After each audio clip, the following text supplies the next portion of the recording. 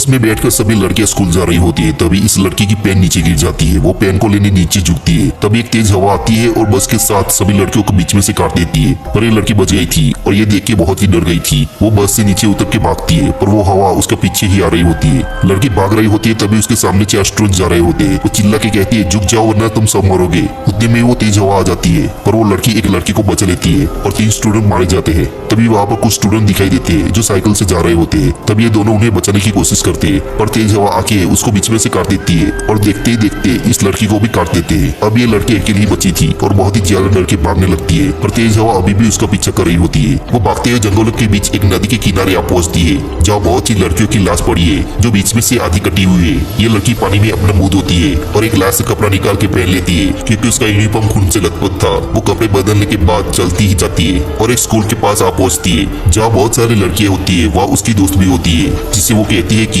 एक हवा ने सभी को काट डाला। उतने में ही एक हवा का झोंका आता है, जिसे डर के वो स्कूल में चली जाती है। उसकी दोस्त उसे खिड़की से बाहर हाथ निकाल कर समझाती है कि ये नॉर्मल हवा है और तुमने सपना देखा होगा। फिर वो क्लासरूम में जाती है। इस क्लास में सभी लड़कियां बैठी होती है। तभी उनकी टीचर हाथ में मशीन गन लिए आती है और सभी लड़कियों को मशीन गन से उड़ा देती है, क्योंकि उन सभी लड़कियों ने उस टीचर की क्लास बंद की थी। पर ये लड़की बच जाती है और उसकी कुछ बची हुई दोस्तों के साथ क्लास से बाहर जा रही होती है। तभी उसकी टीचर उन दोस्तों को भी मार देती है। तभी लड़की और बहुत सारी लड़की अपनी जान बचाकर स्कूल के बाहर भाग रही होती है, पर उनकी टीचर खिड़की से रॉकेट लॉन्चर और मशीन गन से फर्स्ट से हेडशॉट कर रही होती है। तभी ये लड़कियां किसी तरह अपनी जान बचाकर भाग रही होती है। तभी एक तेज हवा आती है और इस लड़की की सभी दोस्तों को काट देती है और ये बच जाती है। और ये देखकर वो बहुत ही ज्यादा घबरा जाती है। अब ये लड़की अकेली ही बची थी और बहुत ही ज्यादा डर के भागने लगती है, पर तेज हवा अभी भी उसका पीछा कर रही होती है। भागते हुए वो एक भीड़ वाली जगह पे आ जाती है और पुलिस स्टेशन में घुस जाती है। लेडी कांस्टेबल को सब बताती है, पर वो पुलिस वाले उसे कहती है, तुमने क्या पहन के रखा है, आज तुम्हारी शादी है। और उसे वो शीशा दिखाती है। जैसे वो लड़की शीशे में देखती है, उसका चेहरा ही बदल गया होता है।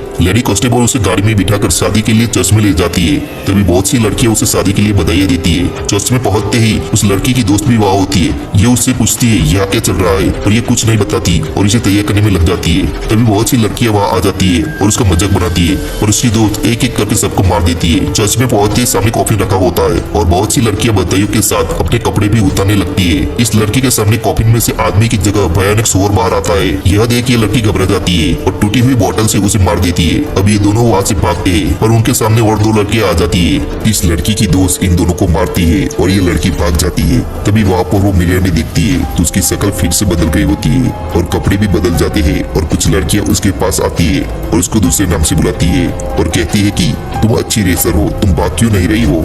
फिर वो भागने लगती है तो उसके अंदर भागने की एनर्जी महसूस होने लगती है और वहाँ उसकी स्कूल की दोस्त भी भागती हुई उसे दिखाई देती है। फिर वो पिग और 2 लड़कियां उनके पीछे आ रही होती है। वहाँ रेसर लड़कियां उसे कहती है कि तुम यहाँ से चली जाओ। फिर वो भागते भागते इस जगह आ जाती है जहाँ बहुत सारी स्टूडेंट लड़कियां होती है, जिसे कहती है कि हम भी मर चुके हैं और तुम्हें भी मार देंगे। तभी वहाँ इसकी बेस्ट फ्रेंड आ जाती है और इसे मार के उसको भगा ले जाती है और कहती है तुम अपना असली नाम बार बार पुकारो। फिर ये लड़की अपना असली नाम बार बार पुकारती है। उसका नाम मित्सुको होता है। तभी वो अपनी असली रूप में आ जाती है।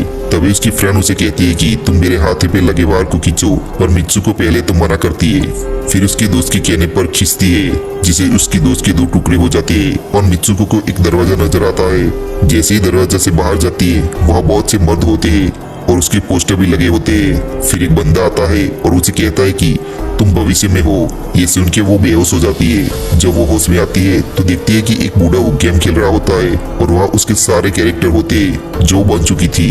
बूढ़ा कहता है कि तुम एक गेम में हो और मैं तुम सबको कंट्रोल कर रहा था। तुम तो कब की मर चुकी हो। तुम्हारा डीएनए लेके मैंने फिर से तुम्हें बनाया। मित्सुको सोचती है कि अगर ये गेम है तो बाहर जाने का रास्ता भी होगा। फिर वहाँ एक यंग लड़का आता है और मित्सुको को अपने पास सोने को कहता है। बूढ़ा कहता है जाओ और अपने आप को किस्मत के भरोसे छोड़ दो। मित्सुको जाती है। तभी उसकी फ्रेंड की बात याद आती है, जिसने उसने कहा था कि किस्मत को बदला जा सकता है अगर तुम कुछ ऐसा करो जिसकी किसी ने उम्मीद ना की हो।